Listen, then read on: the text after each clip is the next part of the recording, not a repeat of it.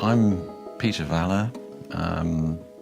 I have been married 43 and a bit years. 2 children, both grown up, 2 grandchildren who live just down the road here. Worked in London 30 odd years in various ad agencies, design companies. My good lady said, how about retiring? And I thought, good idea. So I've been retired now for nearly 7 years. Those last few years, I'd become more and more uncomfortable with big meetings particularly, relying on note-taking, making stuff up, frankly. Here at home, particularly my good lady, got fed up saying, didn't you hear me? Did you hear the phone ring or whatever? When we're watching TV, she'd come in and say, turn it down, you know, that's really loud. And I said, well, was it?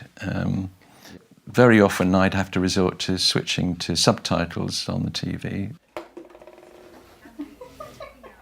If I go back to where I became first aware of the stress of not being able to hear, you start imagining, well, am I going to end up stone deaf? You know, I needed some help.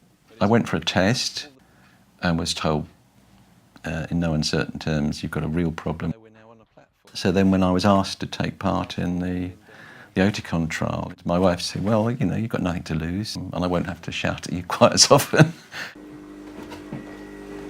When I agreed to take part, I was warned it was 3 different meetings. First one, my wife said, does it really take 2 hours to go through all that? And I said, well, it was very detailed, pretty much asking my history, you know, my family, how I worked, whether I worked or not, what I did in my spare time, situations that were testing as far as hearing was concerned.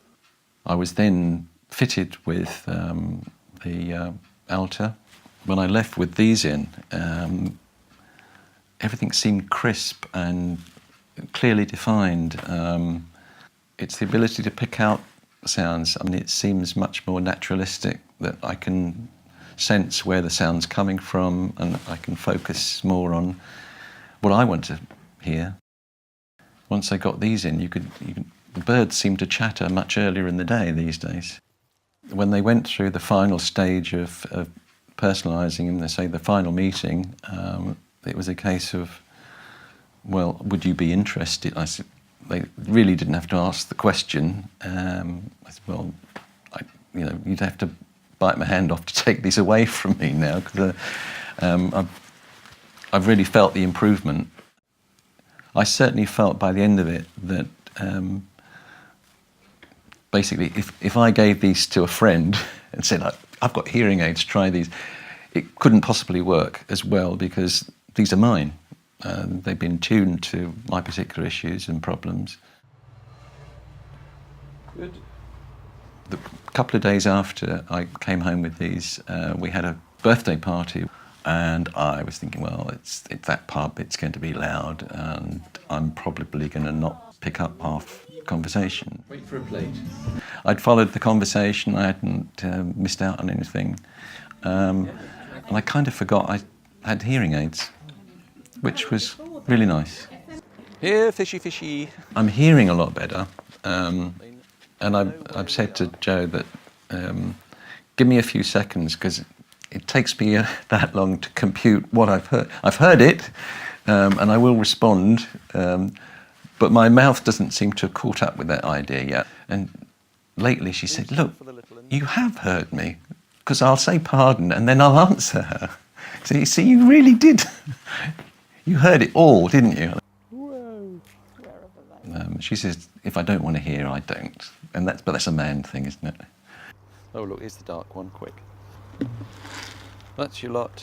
Most people that I meet these days, I have to point out I've got hearing aids, and they, oh, really?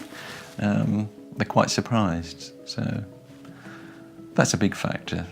The technology is getting smaller and smaller and more flexible to personal needs. I'm quite happy with these, thank you.